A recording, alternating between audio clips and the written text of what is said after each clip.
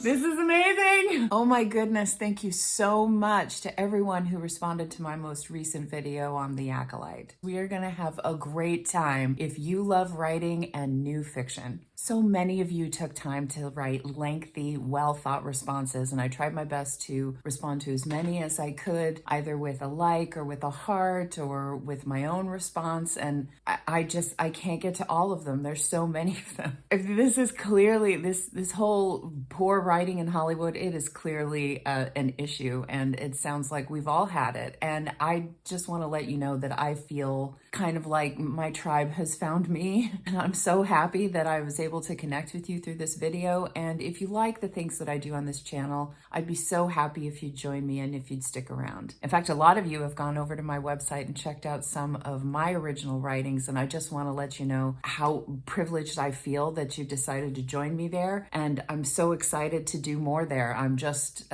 starting out, although I have been a writer for well over 25 years, pretty much all of my life. So this is pretty much my life's work. Let's all schedule a time to start on our first workshop, because I do want to do that as soon as possible. And I guess I also need to work on my own stuff too. I need to get the next installment posted. No one's gonna know what happens next in my story. You guys are amazing. I'm amazed. I'm amazed. I received several lengthy comments from people from various racial backgrounds and cultural backgrounds, and I wanted to share a few of them here because it's germane to what I'm about to say about the recent videos that were posted in response to all the responses to The Acolyte. Without further ado, let's get to some of those quotes. And I have to use my reading glasses now because, I can't use my prop glasses to actually read. One person said it was distracting that they didn't have lenses, and I'm like, it's a little thing I like to call branding.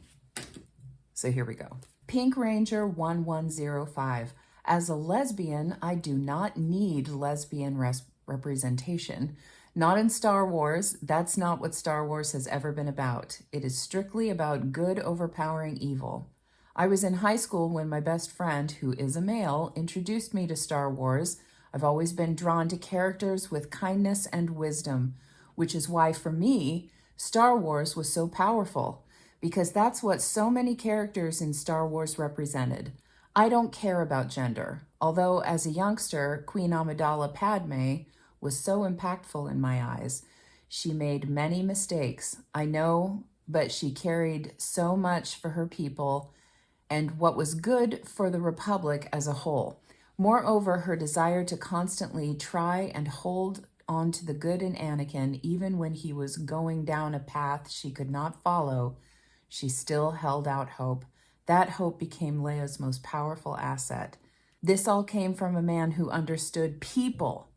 I'm speaking, of course, of George Lucas. I could go on and on, but I think I made my point clear. I wish people would respect the gift that Star Wars gave many of us, but alas, those days seem to be over. Pink Ranger, I really could not agree more. I mean, you and I are exactly on the same wavelength. Star Wars, and actually all good stories, in my personal opinion, have always been about just understanding human nature. And so I don't need somebody to one-for-one represent me or my sexuality or anything else like that. I don't need that. What I need is a well-written character that I can relate to, and I can just do my own projecting. I don't need the story to project that onto me. So well said. Thank you for your comment. Eudaimonia.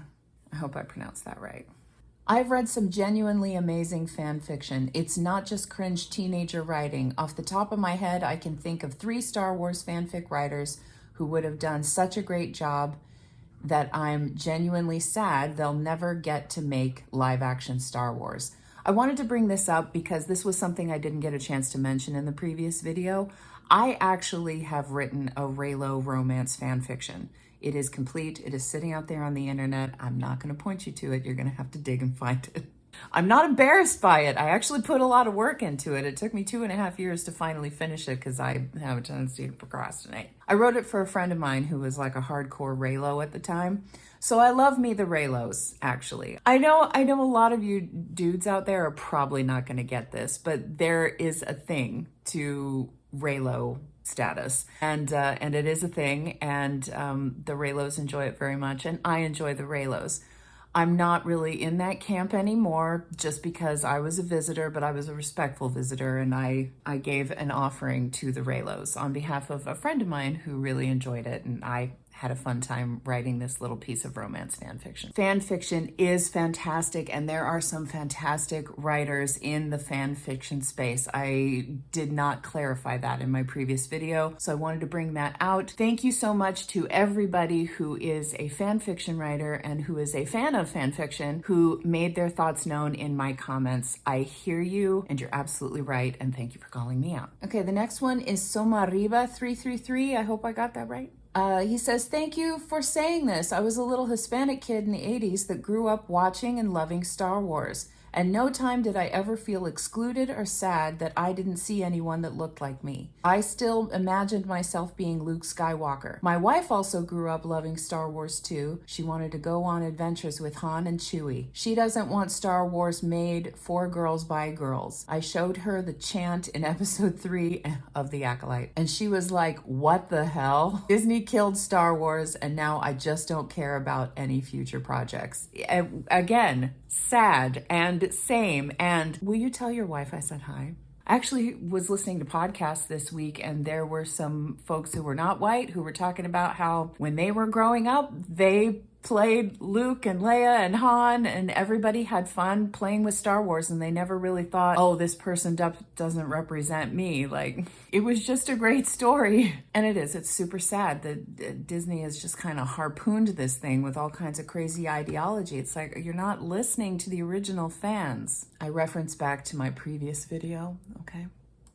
Why is my nose itching? Someone must be thinking about me. Okay, this one is a bit lengthy, but I do want to read it because it's such a wonderful comment. It's from Jadis Montreal. As a Native American intersex woman who actually wrote for LucasArts back in the late 2000s after being selected from a large writing contest / exhibit, I am appalled by the recent writing and stories KK has put out for Star Wars. I am also quite progressive and a part of the LGBT community. It seems KK and Headland are actually pursuing revenge politics rather than true diversity and representation. And yes, I agree that when they put out such poor content, it actually causes harm to the very representation they claim to promote. This might be the most well done and deeply accurate video about recent Star Wars and Acolyte that I've seen. You're extremely kind.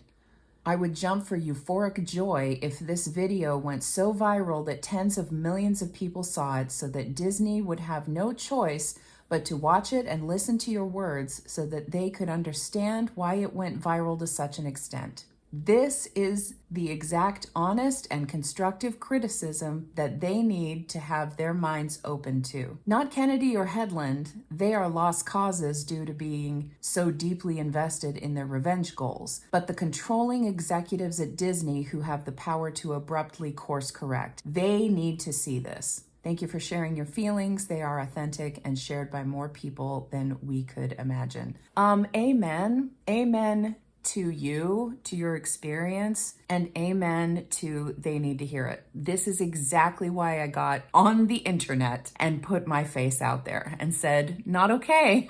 If my words could be of any service, that is what I would want to do. I would want to use this in service of helping to make the writing better because I care about Star Wars. I just want to honor you for sharing this. And even if we disagree, as long as we can keep the dialogue, I think we're all going to make it. And the stuff that they're doing over at Disney right now is not part of that. So hail. And thank you for your comment. Do I have any more quotes? Uno más. Okay. Joseph Douglas 6260. I really appreciate this. I'm a Black dude, late 20s, works in tech. The minority inclusion point you brought up is spot on. If you try to represent a minority group, you have to do great work because it is perceived as representative of the group. Personally, I think the representation ideologies are backwards and misguided, but realistically, if you represent a group with bad work, it's just poor representation. It actually makes it harder for people of that group to thrive. If you do it well, it doesn't look like representation at all. It just looks like great work. People don't buy my tech because it's a Black-owned tech company. People buy my tech because It just freaking works. If ever there was a label for black tech, I'd be really worried because the perception of my work is mixed with a bunch of other work whose quality or value I cannot control, yet I am tacitly defined by. And this leads me directly into the topic of this video. Of course, I am aware of the recent video art piece released on Juneteenth by actress Amandla Stenberg, in which she airs her frustration with being quoted out of context, discriminated against for her ancestry, and for the misappropriation of woke, a term coined by the Black community in America. And honestly, I think the tune's kind of catchy. I kind of have a thing for mumble rap. I've been known to like some mumblecore here and there. I mean, what can I say?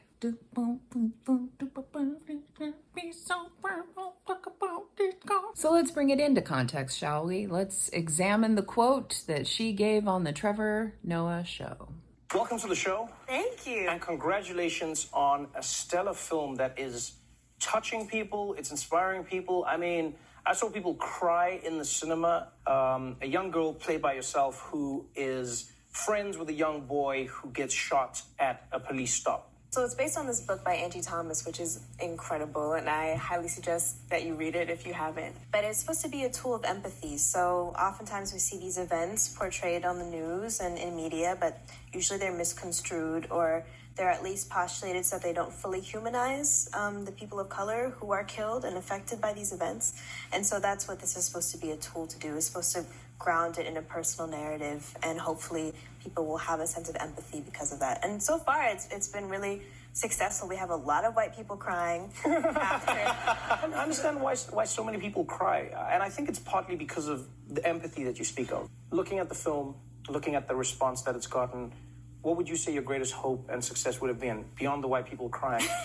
When people watch The Hate You Give, what do you want them to walk away with? Well, I mean, white people crying actually was the goal. We wanted to make sure that, those who, have been affected by the way in which the media misconstrues these events actually have a real sense of empathy and are able to place themselves into the shoes of our communities and understand that these are not just news events. These are happening to real people. I can see how a lot of people would be interested in taking that out of context, especially right now with everything that's happening.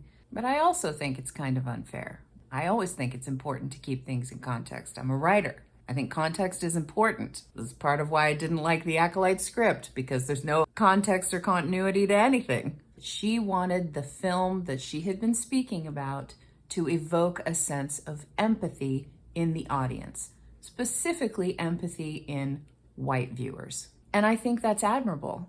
Good writing is how well the author is able to lead the reader through this journey of empathy that they're on. The whole process is empathy. The writer has to have empathy for these characters. All of fiction, all of storytelling is all about triggering empathy in the human spirit. Whether it's Schindler's List or Lolita or Charlotte's Web, empathy is always triggered when you're telling a story. And that's why it's really important that we learn how to do it well as storytellers. We learn how to use it for good, rather than to drag people down into the depths of misery and self-destruction.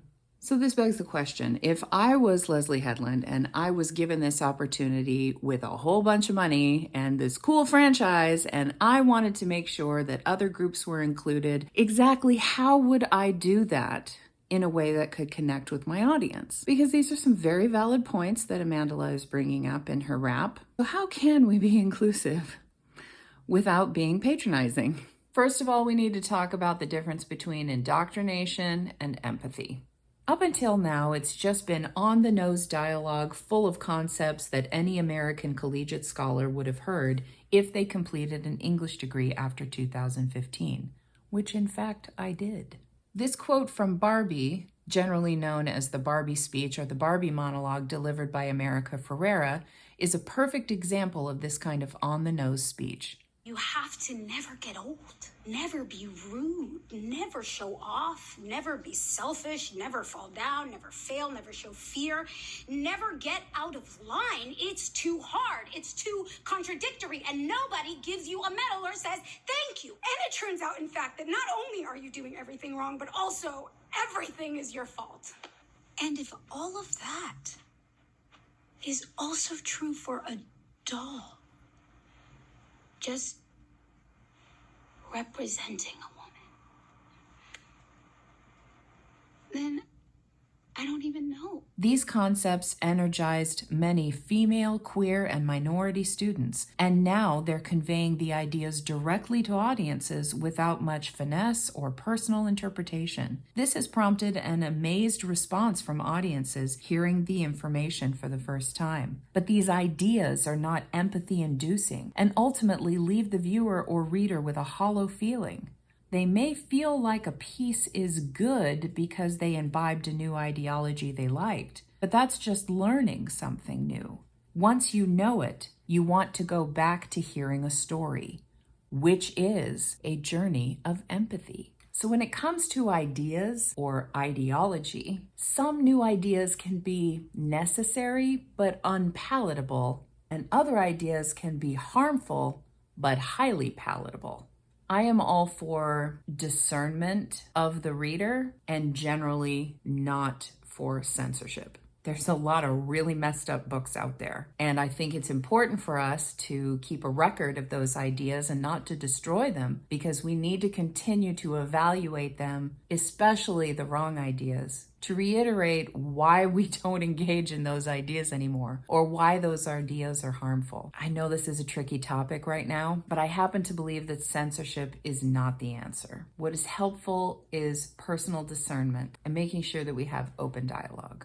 And that's part of what I'm doing here. That's part of what Amandla was doing, engaging in dialogue. I think that's the best we can do. And even if it's difficult, even if the conversations are whack, if we're doing it peacefully, I think that's the height of civilization. Fiction relies on the effectiveness of empathy to convert the reader. Empathy can be used in good and bad ways. Some literature takes us on a dark journey of empathy, where we learn what it's like to embody evil. This viscerally warns us by showing us what to avoid as people and society. Other literature brings us to soaring heights of triumph, inspiring us to overcome adversity and/or avoid becoming a stumbling block. Good fiction can do both at the same time. And sometimes the best has no words at all. So I'm working on this concept, and I was wanting to run it past you guys, especially the writers, to see what you think, especially writers who are from minority backgrounds. It's called empathy-based storytelling technique, I think.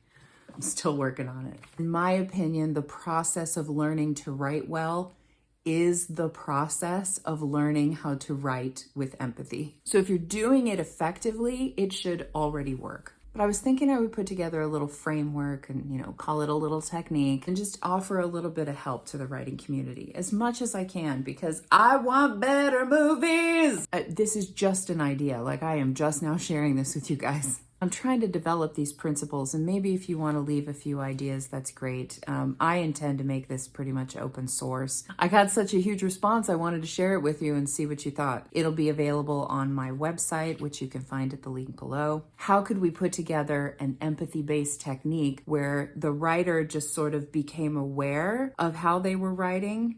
Because here's the thing. The journey of the writer as she builds this story is one of empathy.